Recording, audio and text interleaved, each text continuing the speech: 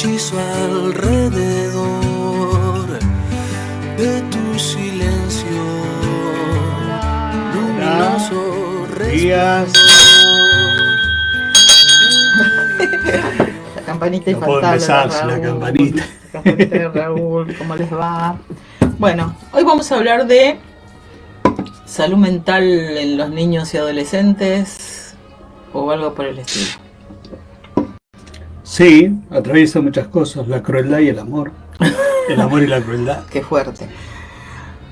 Bueno, estuve leyendo, hay unos cuentos de Abelardo Castillo que se llaman Cuentos Crueles. Cuentos Crueles, sí. En realidad surge a partir de que vimos dos películas. Dos pelis. Que ahora les vamos a comentar. No van a creer que nos pasamos mirando películas. En nuestro tiempo. Son los minutos de descanso. Y además también estuvimos pensando qué pasa cuando acorralamos a las personas a partir de una noticia que salió, ¿no?, en el diario sobre un suceso en Alemania.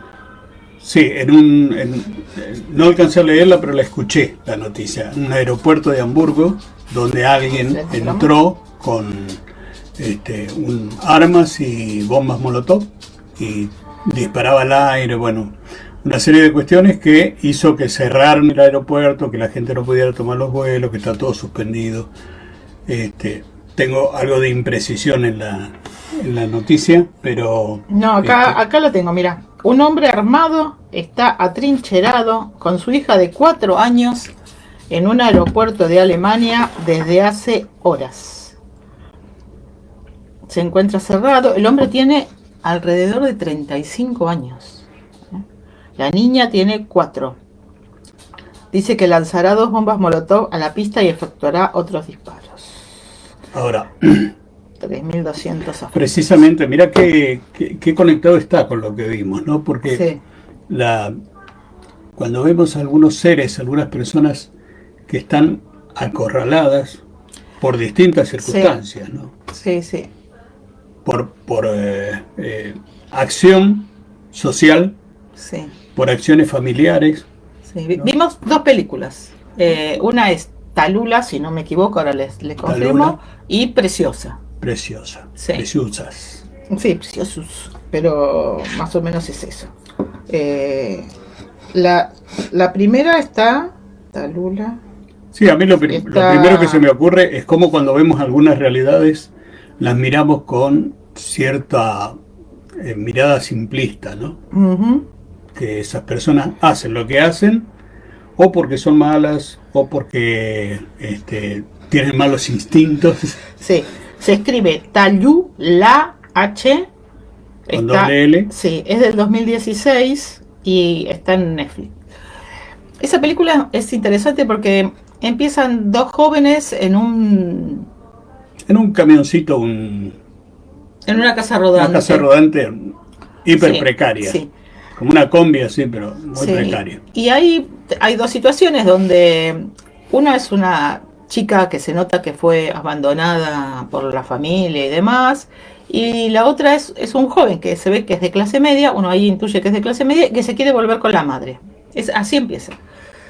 Y empieza el derrotero acerca de qué pasa con la chica, porque en realidad la chica va directamente a la casa de la madre y empieza la relación con esta madre y para conseguir dinero, porque nunca tiene plata, comían de las obras y demás, se hace pasar por una camarera donde hay una mujer que tiene una niña pequeña y que la tiene medio abandonada. Y que esa mujer también está en una situación... También están, de todo, muy al borde.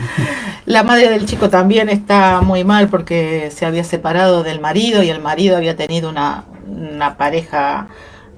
homosexual. En realidad no sabemos si estaba enojada por el tipo de pareja o estaba enojada porque se había separado. La cuestión es que uno va viendo todos personajes que sufren, sí, ¿no? Personajes que sufren. Y que van dando todos pasos hacia el abismo, ¿no? Sí. Bueno, la chica termina robándose a la niña y ahí empieza una serie de cuestiones que no les vamos a contar porque les decimos que la miren. Pero el tema que atraviesa esa película es de alguna manera el abandono. El abandono, el desamor. ¿no? ¿no? Porque la madre del chico se sentía abandonada por ese marido, engañada, porque dice que nunca se dio cuenta, después en una conversación le dice que como no se dio cuenta, pero es el abandono. La chica, en realidad... Ahí hay algo interesante que uno, si lo mira linealmente, dice la mujer pobre, fue engañada por el marido que en realidad era homosexual y no se lo dijo. Engañada en el sentido de que... Claro, de su condición pero en sexual. era lo mismo, pero en porque realidad vivieron un montón de años juntos y él en un momento le dice, vos sabías.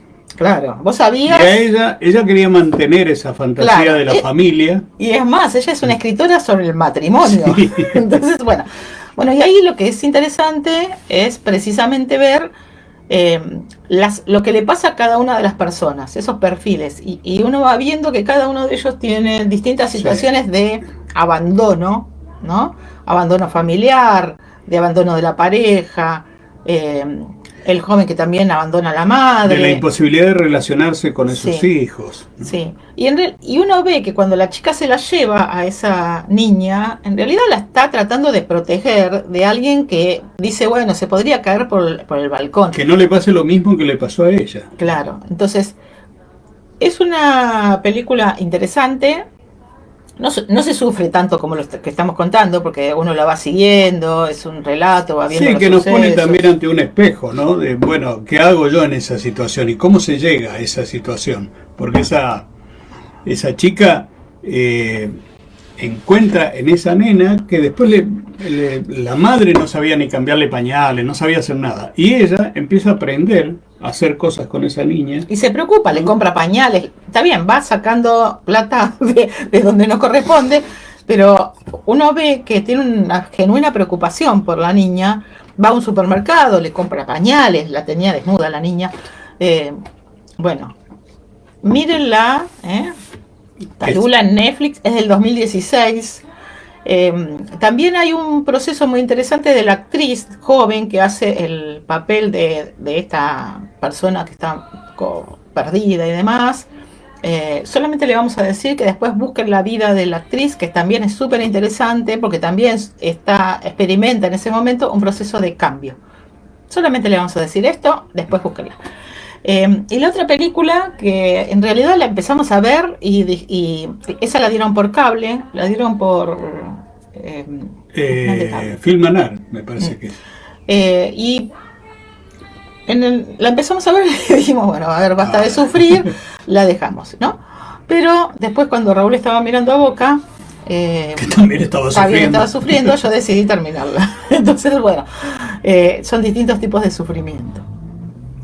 Y se trata de una adolescente de 16, 17 años, está ubicado, 16 tiene cuando comienza, es una adolescente obesa, negra, bien negra. Y en realidad preciosa es el apelativo que ella se reconoce a sí misma, que es como la había como bautizado, digamos, la madre, además del nombre. ¿Qué vemos ahí? Vemos que está en una escuela suburbana, marginal, sí, donde todos se tiran cosas, se golpean y demás. El profesor de matemática la reconoce como alguien que tiene conocimiento sobre la matemática, pero además vamos viendo que a los 16 años tiene una niña de aproximadamente 2 o 3, y que la viola el padre, digamos, y por eso tiene niños, digamos. No es que la joven anda por la vida, sino que sufre abuso sexual, después nos enteramos desde cuándo, ¿no? Y eso produce abuso sexual, además de todas las humillaciones que... La madre le tira por la cabeza, ella cocina, bueno, y vos ves que le revolea un libro que va cayendo y que, bueno... Al margen también es interesante ver que esa madre la mantiene con ese hijo dentro de su casa porque la seguridad social le da un dinero y la madre quiere que se quede en esa casa porque recibe el dinero de la hija y sí, la hija no ve un peso. Pero en cuanto ella cuenta que abusan de ella, le dejan de pasar dinero, con lo cual se quedan sin plata. Y el otro tema que es súper interesante, que yo en realidad me enteré de esto cuando veía una serie que se llamaba Adolescentes embarazadas o embarazos adolescentes o algo por el estilo, que contaba la vida de adolescentes norteamericanas. pasa una cosa que es muy impresionante, que cuando quedan embarazadas las sacan de la escuela. Es decir, las mandan a programas alternativos. Escuelas alternativas. Escuelas alternativas. Y entonces ella, cuando está embarazada, la llaman de la dirección y le dice que estoy en problemas. Sí, porque estás embarazada, digamos, ni le preguntó por qué le pasó, que nada, está embarazada. Y entonces la mandan a una escuela alternativa que no es el secundario. No, nosotros creíamos que iba a seguir el secundario en otra escuela. No, es algo, les dice, esto te prepara para el secundario, es decir, te da algunas herramientas para que vuelvas al secundario después, ¿no? Es muy interesante eso también. Hay otras chicas ahí en otras situaciones también de vulnerabilidad diversa. Y lo que nosotros veíamos son distintas cosas. Primero, en esta noticia de Hamburgo, a veces nosotros no nos damos cuenta que al otro se lo va acorralando, ¿no? Entonces, uno dice, ¿pero por qué tuvo esa reacción tan desmedida? Y bueno, porque fue perdiendo todos los anclajes, todos los lugares que le permitían seguir viviendo, y los vamos acorralando. Piensen en estas dos chicas, ¿no? Estos dos ejemplos de las películas. ¿Cuánto conocemos nosotros de lo que le pasa a la gente? Bueno, termina siendo protegida por la maestra. Es muy interesante cómo lo van trabajando el tema, cómo lo van trabajando desde lo que ella va pensando, cuáles son sus medios de escape, ¿no? Y se imagina famosa y demás. Bella, famosa. Glamorosa. Y entonces, bueno, les recomendamos, si llegan, no sé si está, supongo que estará en YouTube, pero ahora la están pasando por cable, preciosa, se llama la película. Sí, a lo mejor está en alguna de las plataformas. Sí, es muy interesante ver algo. El otro día pusieron en Facebook un mensaje que decía, y antes no había bullying y estábamos todos bien, ¿no? Y podemos ver dos cosas. Yo ayer vi una película de Joselito. La película es de 19... No la vi entera, vi un fragmento. De 1958. El fragmento que pasaron era un fragmento donde al chico lo llamaban borracho porque el padre se emborrachaba. Esto que uno dice, ya pasó en todos los tiempos. Él en realidad contó que en su pueblo no había borrachos porque eran tan pobres que no había para gastar en el alcohol. O sea, ustedes imaginen España, década del 50. Esto que les estamos contando pasaba hace unos años, cuando yo era maestra, pasaba lo mismo con una joven que yo les conté. Es decir, los hijos reciben los apelativos de los padres y son martirizados porque los pelean y los golpean y demás a partir de esto. A partir de esos estigmas. Sí. Y esta cosa de la masa, ¿no? La otra vez una amiga me decía, ¿por qué la masa? Le digo, bueno, ya la estudié. Lees Psicología de la Masa y Análisis del Yo de Freud de hace 100 años, y lo que dice Freud es que ustedes saben que nosotros tenemos algo que determina qué está bien y qué está mal. El que está bien y que está mal se va construyendo, como todo en la vida, porque no tenemos instintos. Ayer un alumno se llevó la sorpresa de saber que no tenemos instinto. Y se va construyendo. ¿Cómo se va construyendo? Se va construyendo con lo que nos dicen los otros adultos, que está bien y que está mal. Por eso cuando uno dice, pero ¿cómo no se da cuenta que eso está mal? Porque hubo otros adultos que dijeron esto está bien y esto está mal. Bueno, el super yo se construye con lo que está bien y con lo que está mal, que me viene de afuera y yo lo construyo. Ahora, ¿qué pasa en la masa?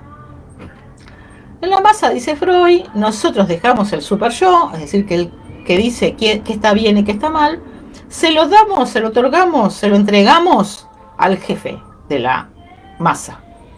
Al líder.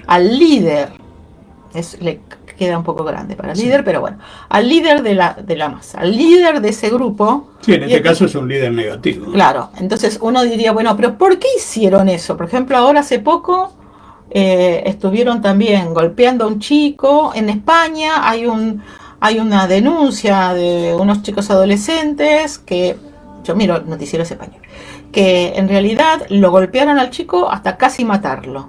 ¿Pero por qué lo hicieron? Si era un compañero de ellos. ¿Por qué? Bueno, porque hay un líder que los lleva y les dice, ¿no? Entonces, en cuanto uno entrega al otro que me dice que está bien y que está mal, Después es como, ¿vieron el dominó? Uno toca el primero Una pieza y después caen caen todas. todas. Bueno, eso es así.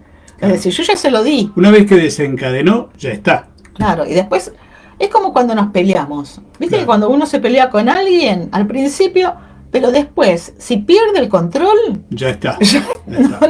no hay vuelta atrás. Es una Bueno, por eso cadena no de hay que perderlo. agravios, de ofensa, de violencia, de formas horribles, que después cuando, eso es muy interesante, después cuando uno, cuando pasa el momento y uno lo empieza a pensar fríamente, a lo mejor no se lo dice al otro, ¿no? Pero uno empieza a pensar, ¿cómo puedo haber hecho esto? Claro, ¿Por ¿qué qué pasó? seguí? ¿Por qué no me Bueno. controlé? ¿Por qué no me detuve? Bueno, hay ese dique que nosotros tenemos habitualmente que se rompió momentáneamente, después nosotros lo recuperamos y volvemos al control sobre nuestras personas. Ahora pensemos qué pasa cuando los grupos entregan al otro que le diga qué está bien y qué está mal. Y el asunto es quién dice ¿Quién que está dice bien. que está bien y Tenemos que está grandes ejemplos en la historia.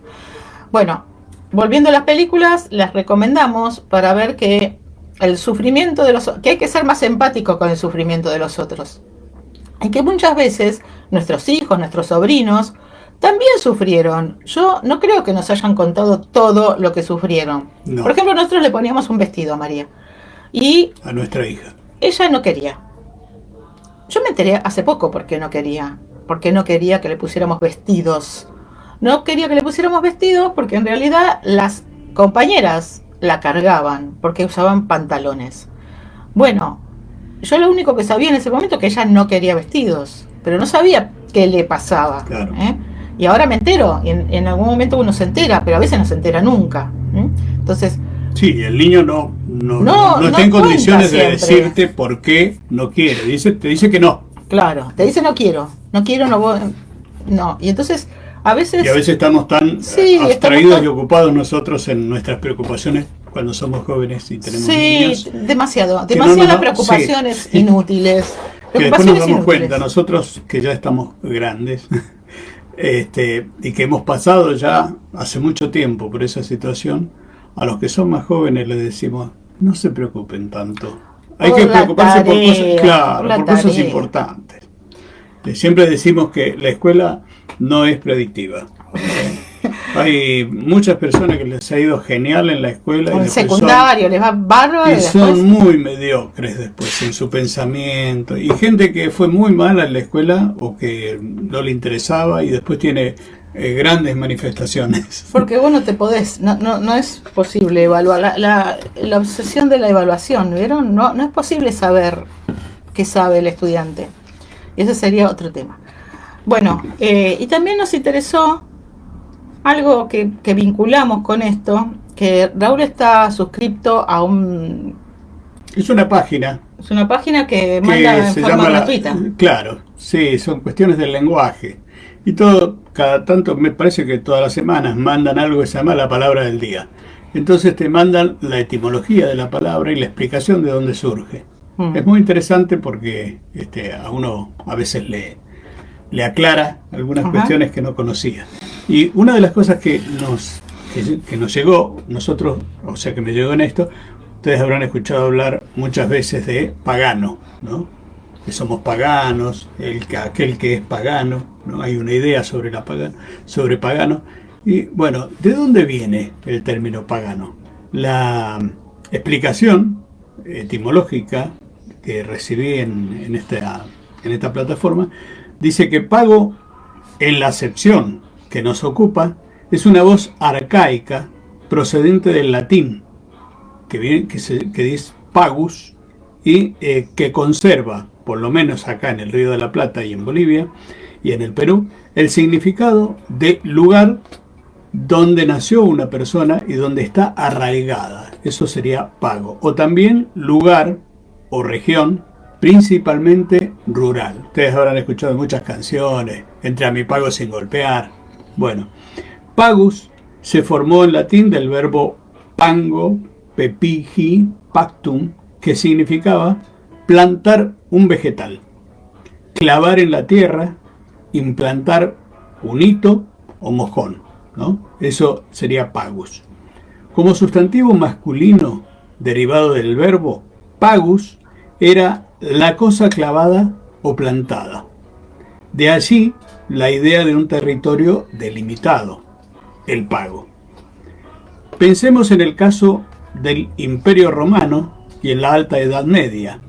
Las personas nacían, vivían la vida entera y morían sin jamás haber salido de su pueblo. Cuando el cristianismo se extendió por el Imperio Romano, principalmente después de Constantino, que gobernó en el siglo IV de nuestra era, 300 y pico, sí. Hubo pequeños poblados rurales, los pagos en este caso, a donde la nueva religión demoró siglos en llegar, de manera que sus habitantes, los paganos, no estaban bautizados. También hubo gente que huyó de las grandes ciudades y se refugió en los pagos para no verse obligada a adherirse al cristianismo. Poco a poco, pagano fue cambiando de significado para referirse no ya a los habitantes de los pagos, sino a las personas que no estaban bautizadas por el rito cristiano. Esto es lo que nos dice. Sí. Y bueno, pensar la Alta Edad Media es el inicio de la Edad Media, y en realidad es el inicio de la Edad Media en Occidente. Recordemos que nosotros tenemos ciertas clasificaciones que solamente pensamos en Occidente. Y después vinieron las cruzadas, que en realidad bajo el argumento de la liberación del Santo Sepulcro, donde vivía gente en armonía, fue un saqueo, ¿no? Es muy interesante porque Constantinopla, que está enfrente de Italia, fue saqueado. Sus oros los tienen los italianos y los exhiben así. Y entonces ahí empieza este movimiento de los cruzados, los que tenían la cruz, ¿no?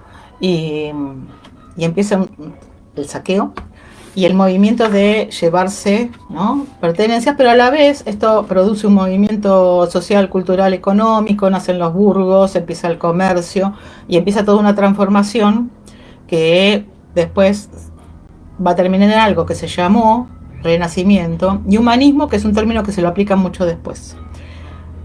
Es interesante ahí ver cómo este desplazamiento del lugar donde yo estaba y que no me movía.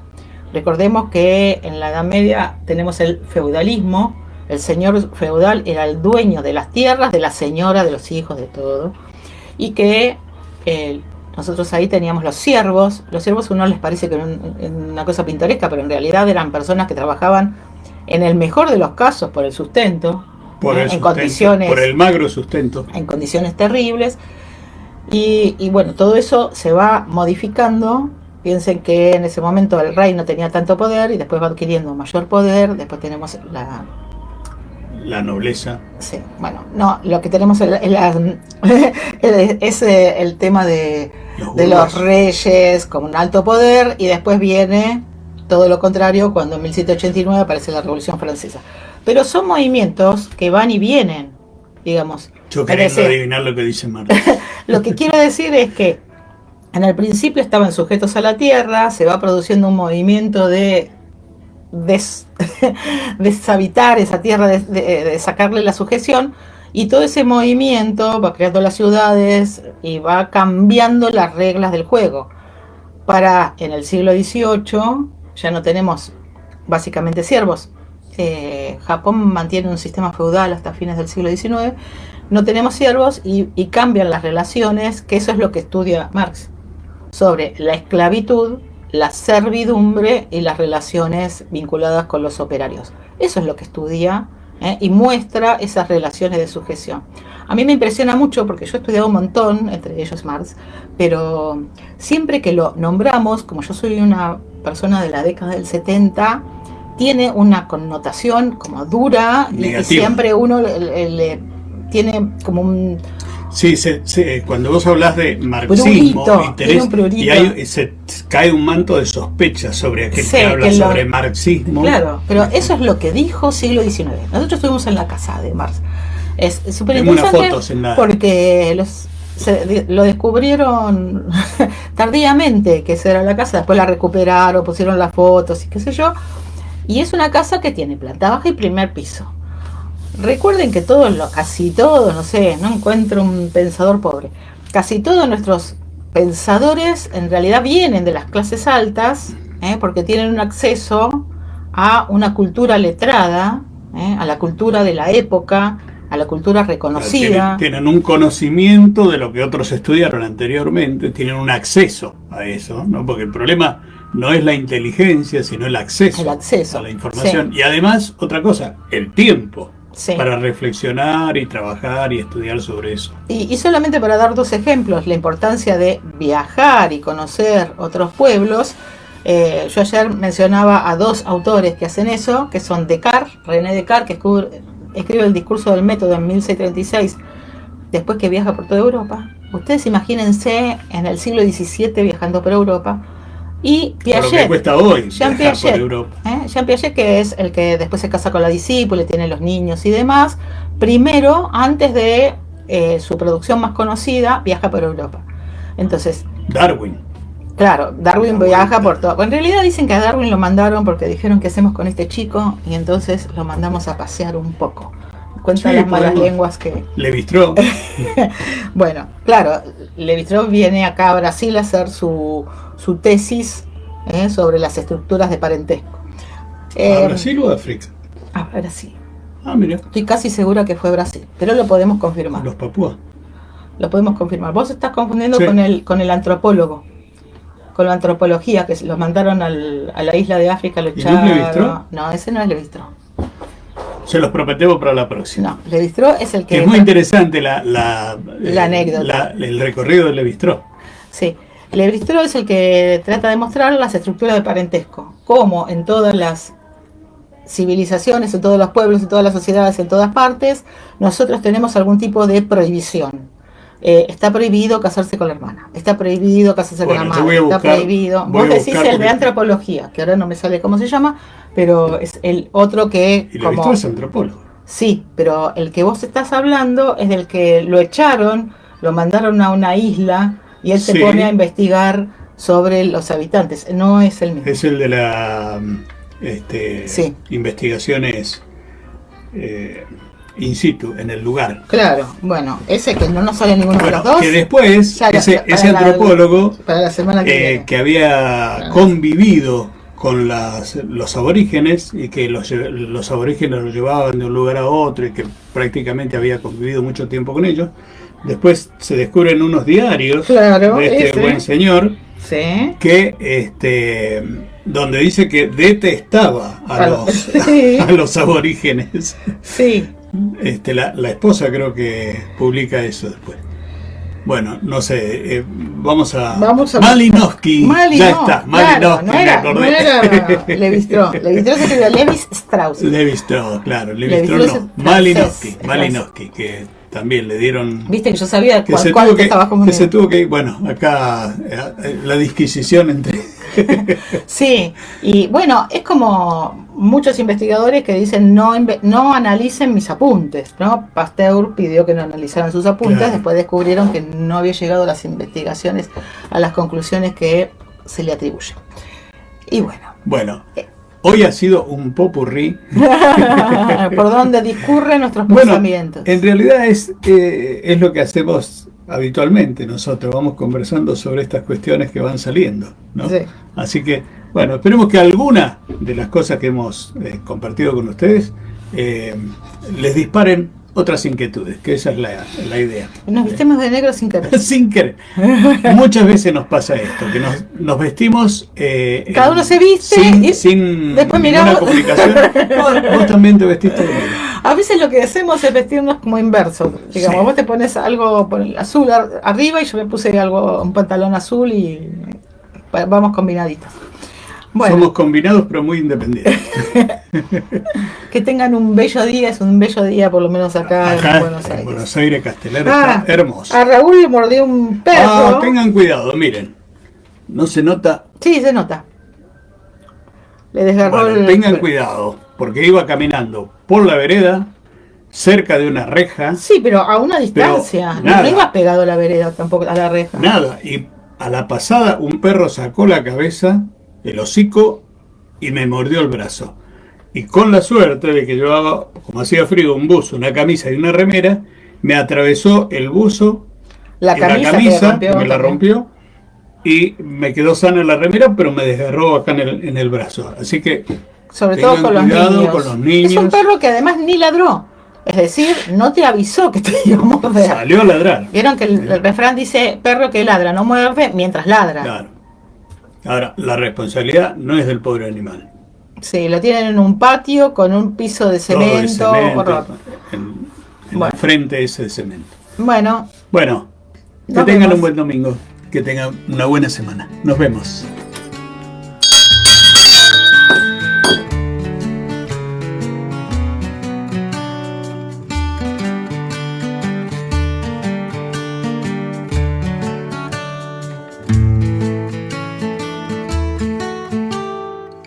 Hay un hechizo alrededor